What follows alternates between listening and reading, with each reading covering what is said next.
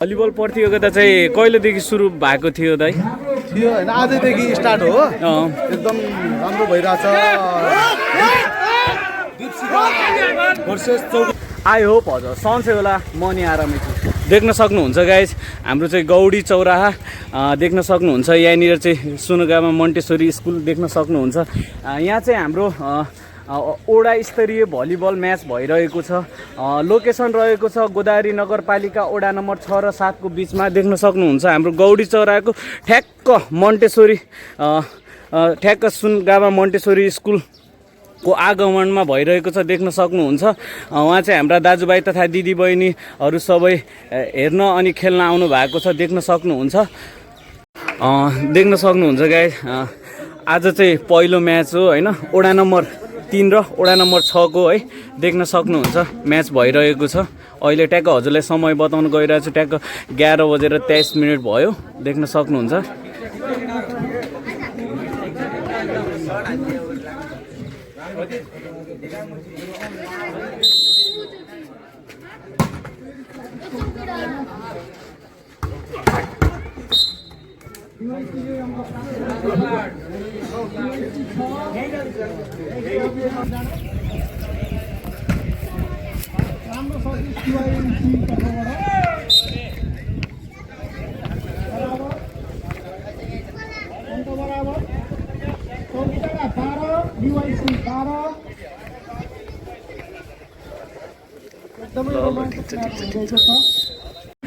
देख्न सक्नुहुन्छ गाइज, हाम्रो आदरणीय डेभिड दाजु चाहिँ यहाँ चाहिँ हेर्नको लागि आउनु भएको थियो।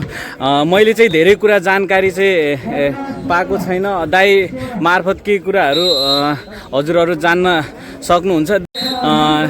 दाजु, यो हाम्रो भलिबल प्रतियोगिता चाहिँ कहिलेदेखि सुरु भएको थियो दाइ? थियो हैन, आजैदेखि स्टार्ट हो। एकदम राम्रो भइरहेछ। वर्सेस चौकी डाँडाको भइरहेछ हैन। प्रथम चाहिँ अहिले एउटा गेम चाहिँ दिपसिकाले जितिसकेको छ अनि चाहिँ दोस्रो भइसकेको छ अनि एकदम बवाल भइरहेछ। गाउँठाउँमा यस्तो हुनुपर्छ तर अनि यो ठाउँ चाहिँ भएन।